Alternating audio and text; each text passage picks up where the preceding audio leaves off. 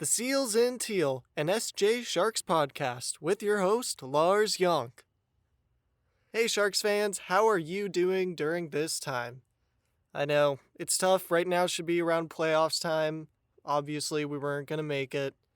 But today we have the big question. And it was kind of touched up a little bit in the news for the Sharks. The big question: will Bob Boughner stay as head coach for the San Jose Sharks? Why and why not? First of all, we need to get back into this. For the first time under the Doug Wilson era as GM of the San Jose Sharks, Wilson had never fired a coach mid-season. So when he fired Coach Peter DeBoer on December 11th, 2019, his replacement was none other than assistant coach Bob Boughner. When Wilson made the decision to fire the coach mid-season, that's when you knew we were desperate. That's when you knew he needed someone to help step up and help get the team going, because obviously things were just not really working out with Peter DeBoer anymore. The system was outdated. The players didn't really seem too into it. So his hope was to get Bob Boughner, who was our assistant coach for 2015-2016, 2016-2017, before becoming the head coach of the Florida Panthers for 2 seasons before being let go, came back with us to be an assistant coach. Nothing but excitement. Boughner was always a great defensive assistant coach. He really worked well alongside coaching Brent Burns, and it was exciting because you knew with the talent we had on the blue line, it was going to get better than last season. Boughner is a pretty good coach. I think he has a really good sense of the game. I think he definitely understands what it's going to take from the players to get to the next level. But of course, the real question is he the guy for the San Jose Sharks? Is he going to be the guy to step up next season, come in with a new plan, a new system to really get the guys going? When Bob Boughner stepped in as interim head coach, I thought things were going to look better. It was time for a fresh voice in that locker room. Obviously, something was up. Unfortunately, the record says otherwise. The Sharks went 14-20-3 under Bob Boughner. There were some games, however, where you saw Sharks looked really good. You had a lot of effort from the bottom lines, which you needed.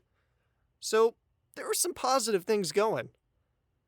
But it was really a series of bad luck with injuries for the team that caused the record to be what it was. It was obvious that with all the injuries piling up, it was very hard to get consistent games from the team. There was definitely a little more consistency, but unfortunately what I saw, and maybe many of you saw, there were games where we win 3 games in a row, only to lose those 3 again. So that was the problem. Our consistency was not good enough. Now, going back to Doug Wilson and what he wants for the team going forward, when he was asked some questions, he said, "So, Boughner and I will go through this process. We'll keep those discussions in private. But I think there's no doubt the things that I talked about that improved as the year went on. Boogie and his staff deserve a lot of credit." Now, here's a big thing. Boughner didn't have coaching staff stepping in. He had Roy Sommer, who was an AHL head coach for the Barracuda. He's been doing it for over 18 years. He had Mike Ricci, who works in the front office.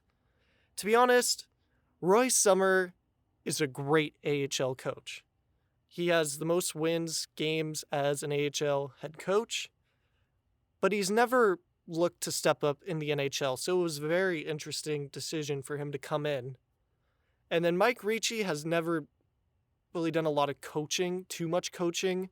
So for him to step in was big, but I think for those two, they're just, again, temporary fixes. I would love to see what kind of coaches Boughner would fill in for the Sharks going next season if he is kept to be the head coach. I think that's a huge thing. Who is he going to have as assistant coaches, and what are his plans for a new style of play for the team? I think that's one of the most important things right now going forward for the Sharks.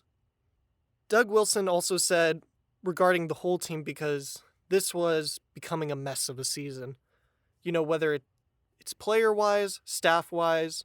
Our list of things need to be addressed are pretty extensive. You use this time wisely, and you have to explore those things. So, here's maybe why Bob Boughner will not return as coach. Even though Boughner has a lot of history with the team, it may be time just for a fresh, clean house. Maybe, the players are a little bit too bonded to Boughner, and I think it would be really good for the team just to get a fresh voice, a fresh style of play to come in, some new ideas on the approach of the game. Now, with that being said, Wilson did say, "My responsibility is to put the best group together to help us get to the next level. But there's no doubt that those guys are valuable people to the organization. But are we excluding adding other people? Absolutely not. Missing the playoffs is something we do not take lightly. And we will explore every area. Players, coaching staff, additional people to make this team better. So it's not ruled out that Bob Boughner may not be the head coach next season." Now, what makes this a little bit more difficult for Boughner and also he has a bit of an upper advantage in terms of he knows the players the best, and he has Wilson a little bit on his side. The biggest thing we got to talk about is the coaching free agency we have this summer. First of all, here are 3 coaches that would either be a great fit for San Jose or coaches you would not want to miss hiring if you get the chance. First of all, you got Peter Laviolette. And with every team he's coached, he's always had a winning record.